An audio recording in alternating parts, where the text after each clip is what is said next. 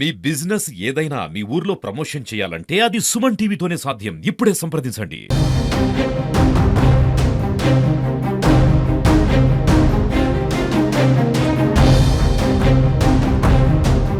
మనతో పాటు నేపాల్ నుంచి వచ్చిన వారు ఉన్నారు. వారు మాట్లాడి తెలుసుకునే ప్రయత్నించుదాం. మేడం ఎలా ఉంది అక్కడ పరిస్థితి ఏంటి? ఏ విధంగా ఉంది మేడం? అక్కడ పరిస్థితి అయితే మాకు అసలు ఏమీ తెలియదండి. మేము పశుపతినాథ్ టెంపుల్ లైన్ లో ఉన్నామండి.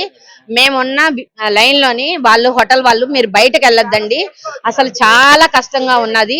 మిలిటరీ వాళ్ళు అయితే అలా రౌండ్ చేస్తున్నారు. ఏ వీధిలో బయట ఉన్నా సరే వాళ్ళందరినీ లోపల షాపులు కట్టించారండి. 10 నుంచి రాత్రి 10 వరకు కర్ఫ్యూ అండి. ఇంకా 10 తర్వాత ఎవరు బయటకు రారు కదండి, కర్ఫ్యూ కంపల్సరీ కర్ఫ్యూ చేశారండి. వాళ్ళైతే హోటల్ మీరు ఇంట్లో ఉన్నట్టే ఉన్నారండి, జాగ్రత్తగా ఉండండి అంతేగాని మీరు వస్తాయి పర్మిషన్ వస్తుంది కంపల్సరీ మిమ్మల్ని పంపిస్తామని చెప్పన్నారు.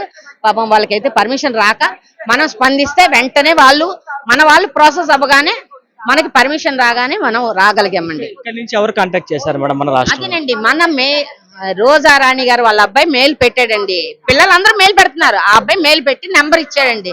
ఇలాగ లెటర్ మా వాళ్ళందరూ ఉండిపోయారని మెటర్ పెట్టగానే ఫోన్ వెంటనే చేసి వెంటనే స్పందించారండి. మురళీకృష్ణ గారికి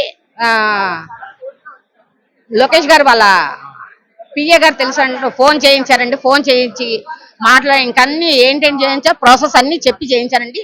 నిన్న 4 అయిందండి ప్రాసెస్. మేము ఫోన్ లో చేయడానికి ప్రాసెస్ 4 అయిందండి. వాళ్ళు మళ్ళీ ఎంబసీకి తీసుకొచ్చి ఇవన్నీ చేయించి అని చేయడానికి కష్టం. ఇక్కడ ఆ పరిస్థితి అంతా కూడా మనం చూసినట్టయితే ప్రతి ఒక్క కళ్ళల్లో కూడా ఆనందం అయితే కనిపిస్తుంది. రాష్ట్ర ప్రభుత్వం కేంద్ర ప్రభుత్వం తీసుకున్న చొరవ వల్ల మేము క్షేమంగా అయితే విశాఖ చేరుకున్నాం అని చెప్పేసి నేపాల్ నుంచి వచ్చిన పర్యాటకులు అయితే ఇక్కడ తెలుపుతున్నారు. అలాగే మనతో పాటు మనం చూసుకోవచ్చు మరొక పర్యాటకులు కూడా ఇక్కడ నేపాల్ నుంచి వస్తున్న పరిస్థితి మనం చూడవచ్చు. పూర్తిగా కూడా మన విజువల్స్ లో కూడా మనం పూర్తిగా చూసుకోవచ్చు. నేపాల్ నుంచి ఇప్పుడే వచ్చిన పరిస్థితి చూసుకున్నారు. మేడం ఏంటి పరిస్థితి మేడం, ఎలా ఉంది అంటే? మరి అక్కడ పరిస్థితి కష్టంగానే ఉందండి. మేము సేఫ్ గా వచ్చామంటే చాలా ప్రభుత్వం వల్ల చాలా చాలా చాలా ఫోన్ కాల్ మెసేజ్ తో మమ్మల్ని ఇంత స్పీడ్ గా తీసుకొచ్చారు.